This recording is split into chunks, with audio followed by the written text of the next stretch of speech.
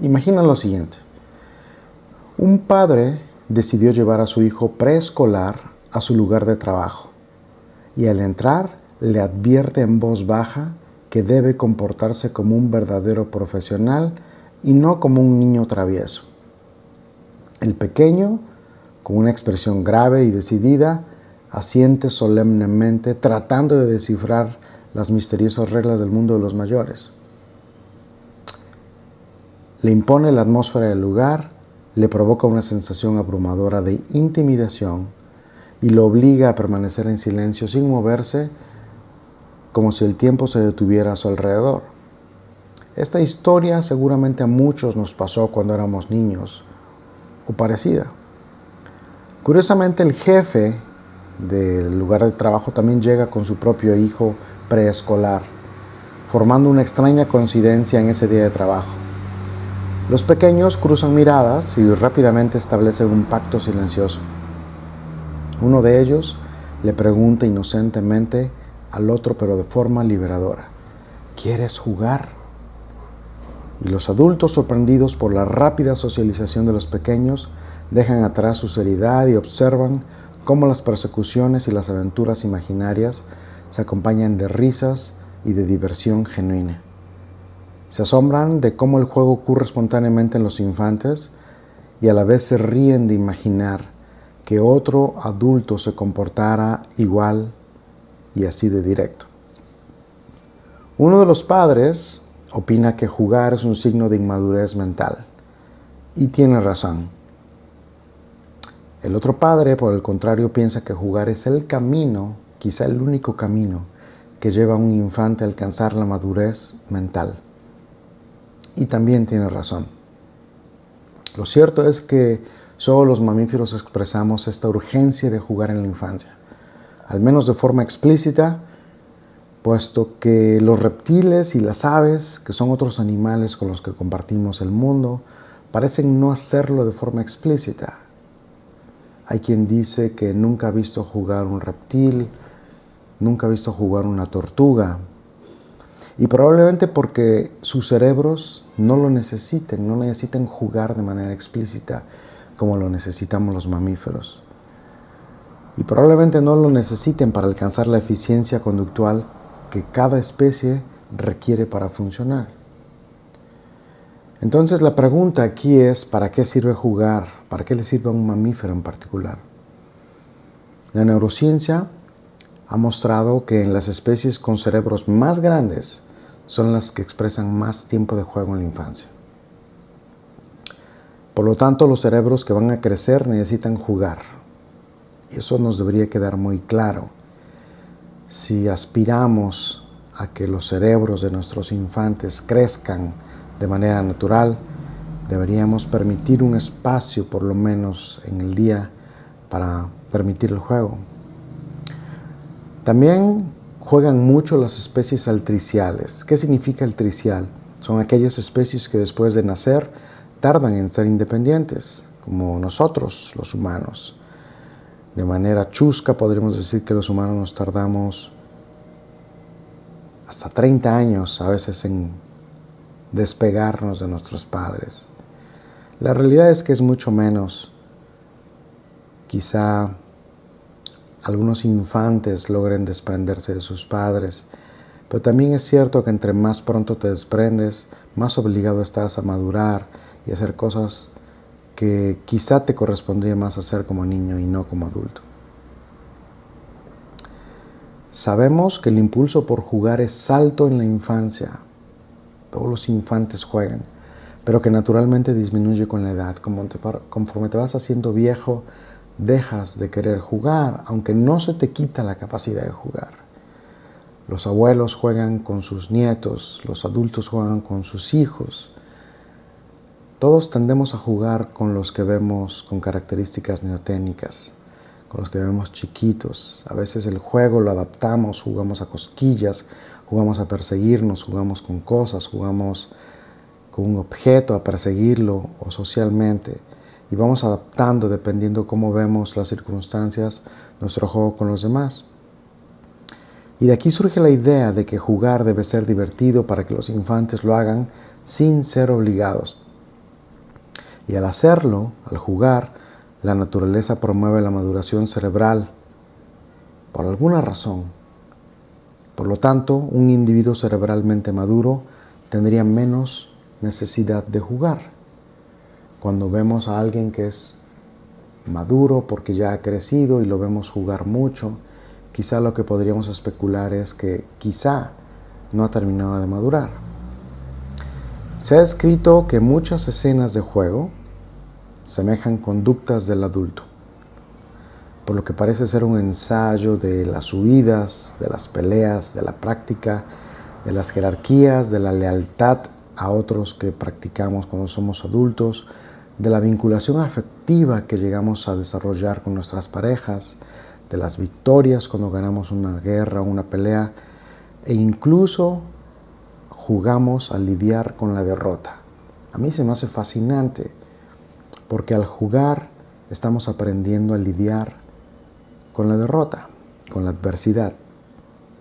Quizá algo que caracteriza a las juventudes es su incapacidad para lidiar de manera correcta para la derrota, y eso nos lleva a ver que ya no aguantan tanto en una relación de pareja, que ya no aguantan tanto en un trabajo, que ya no aguantan tanto siguiendo sus sueños o estudiando la carrera que quieren. Y quizá el juego nos prepara desde algún punto de vista para aprender a lidiar con perder.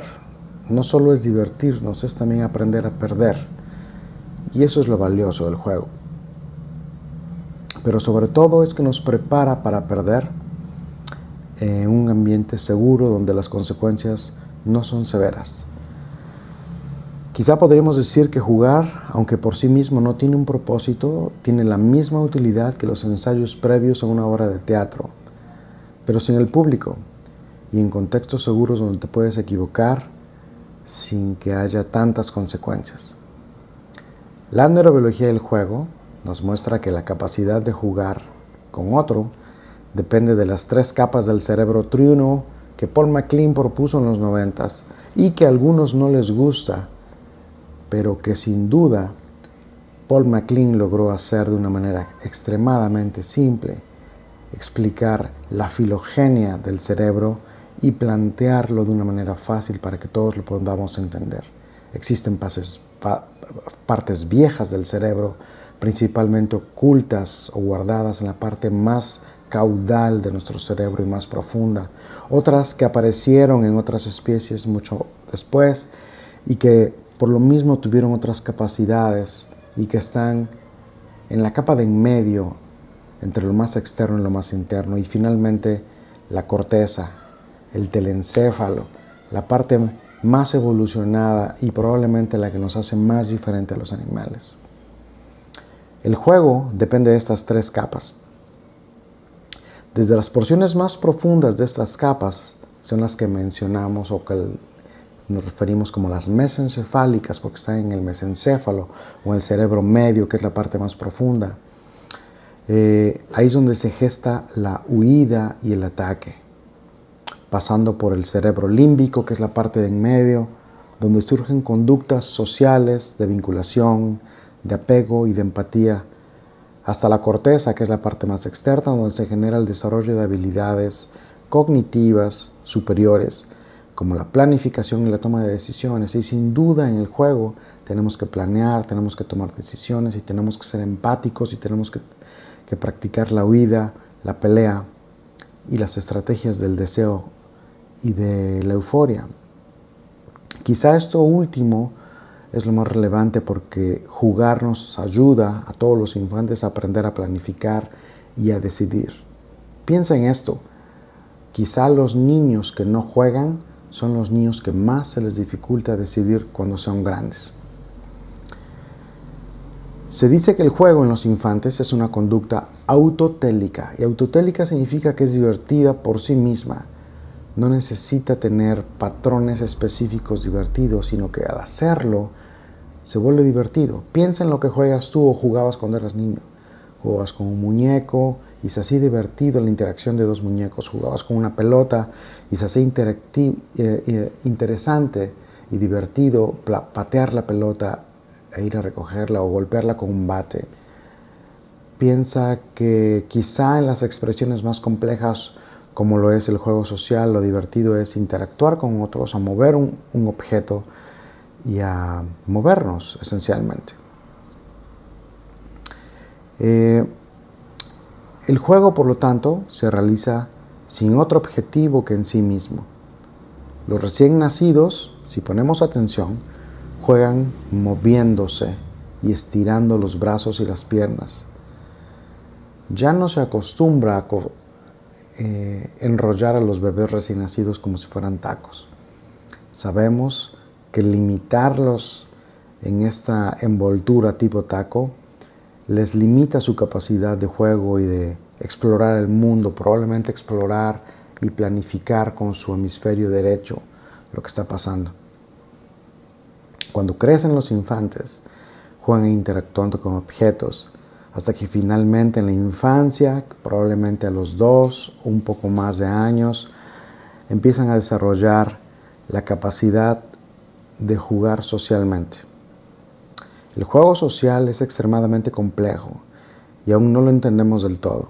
De hecho, sabemos que en algunas condiciones del neurodesarrollo, como el trastorno espectro autista, el TEA, el juego social se ve disminuido.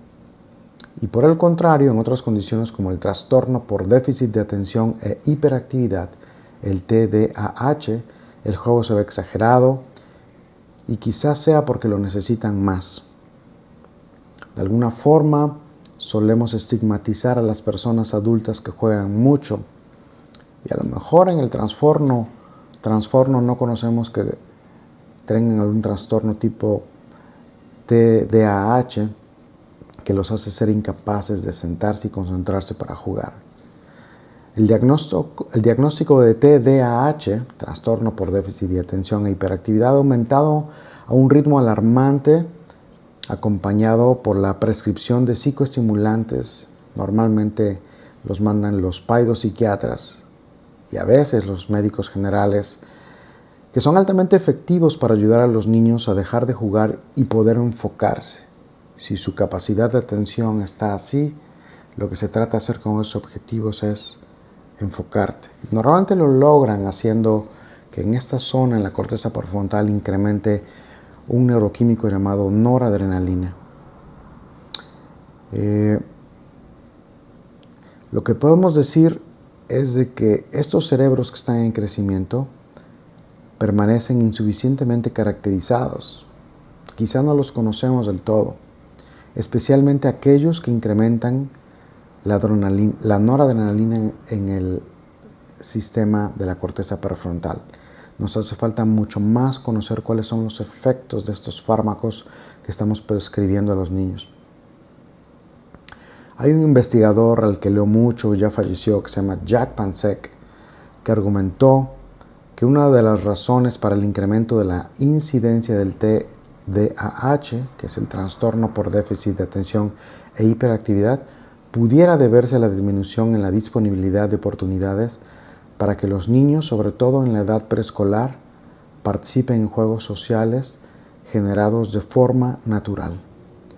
A lo mejor, si lo pensamos, nuestra sociedad ha disminuido paulatinamente la capacidad de nuestros niños, sus oportunidades para jugar, así como lo hacíamos antes nosotros.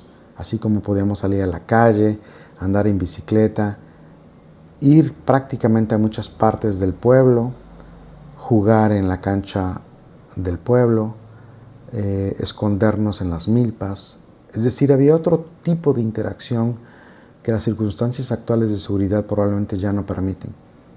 Pero quizá por ahí vaya que la incapacidad de jugar esté teniendo consecuencias que ahora vemos. Una alternativa que Jack Pansek propuso al uso de psicoestimulantes que reducen el juego para que se concentren los niños es establecer en las localidades lo que él llamó los santuarios de juego para niños con el fin de facilitar la maduración del lóbulo frontal, que es este, y con ello el desarrollo saludable de mentes prosociales que estén interesadas en socializar. La predicción de Jack Pansek es que las intervenciones intensivas del juego social a lo largo de la infancia temprana es muy importante, podrían aliviar los síntomas de TDAH de manera similar al juego social virtual durante unos cuantos minutos, quizá 10 o 20, 2 veces por semana, durante algunos meses. En el Centro de Investigaciones Cerebrales, mi colega Jorge Manso y sus estudiantes han mostrado que el juego virtual puede facilitar la conducta social en personas con trastorno espectro autista. Quizá vale la pena echarle un vistazo a lo que he explorado como una de las estrategias para ayudar a los niños con TEA. Probablemente en un mundo cada día más centrado en el rendimiento y la productividad, deberíamos recordar que el juego infantil no es un tiempo perdido. Piensa cuando tú jugabas de niño. Quizás una inversión en el futuro para nuestra sociedad.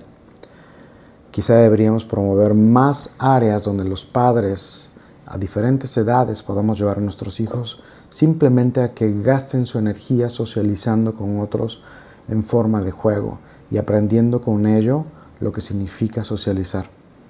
Al permitir que los niños jueguen libremente, estamos fomentando no solo su bienestar emocional y físico, sino también su capacidad para enfrentar los desafíos futuros con confianza y con creatividad. El juego no debería ser un lujo, debería ser un derecho fundamental en la infancia. Y quisiera yo terminar con un dicho: hay que dejar al niño jugar para ver al adulto prosperar.